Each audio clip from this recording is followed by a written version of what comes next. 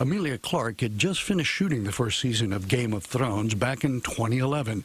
At age 24, her childhood dreams of becoming an actress had come true when her world nearly came to an end one day working out in a London gym. And then I'm doing the plank and I suddenly get this unbelievable pain that felt very much like an elastic band around my brain. Excruciating. An aneurysm in her brain had ruptured and started to bleed.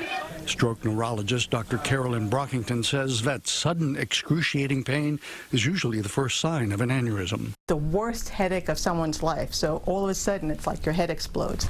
So not the common headaches that you might get day to day. Emilia Clarke revealed her health crises in a first-person story in the New Yorker magazine, where she described surviving not one, but two aneurysms. An aneurysm is a weakening in the wall of an artery that can balloon out and rupture, an often fatal occurrence. These can be devastating strokes, right? Because many times they're not recognized, but they say up to 40% are fatal. Many times people are left with permanent injury. Emilia's first aneurysm was treated with what's called an endovascular technique. A catheter is threaded through an artery in the groin and into the brain, where tiny metal coils are placed in the aneurysm to clot it off and keep it from bursting. It was during this process that doctors found a second aneurysm in her brain, which 2 years later had to be treated.